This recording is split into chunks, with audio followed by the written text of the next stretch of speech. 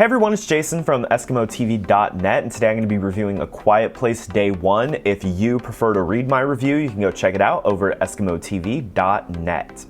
Michael Sarnowski's A Quiet Place Day 1 attempts to breathe life into the acclaimed horror franchise, but ultimately falls short of its predecessors. Serving as a prequel, the film dives into the early stages of the alien invasion in New York City, following a woman named Sam, who's played by Lupita Nyong'o, and her terrifying experience.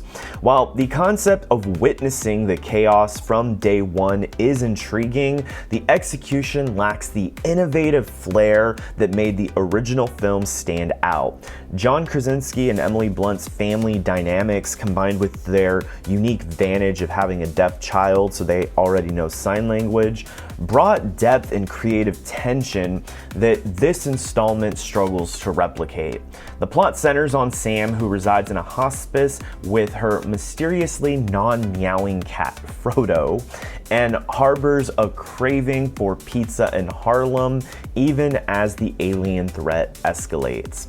The quest for pizza is quite humorous given the dire circumstances, but detracts from the overall suspense. The scenario Sam and her friend, Eric, played by Joseph Quinn, navigate feel uninspired and fail to leave a lasting impression.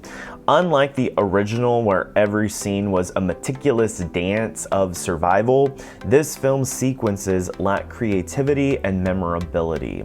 I can clearly recall the scene where Emily Blunt is attempting to deliver a baby amidst having to stay quiet.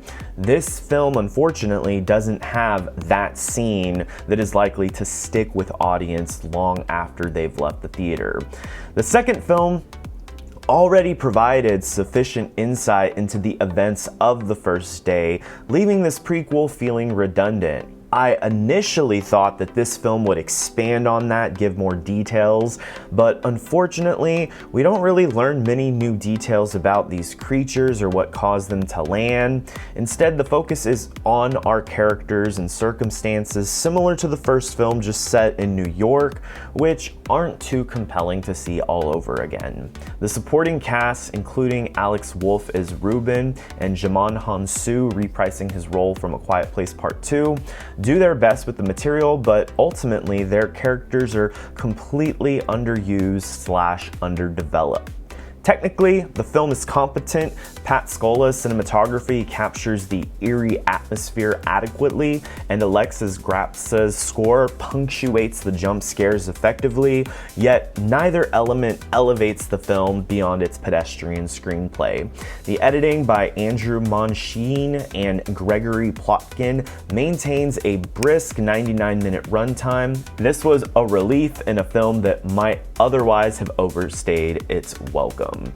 A Quiet Place Day 1 is a mild disappointment, especially for fans of the first two films. It lacks the complex relationships, gripping battles, and memorable scenes that defined its predecessors.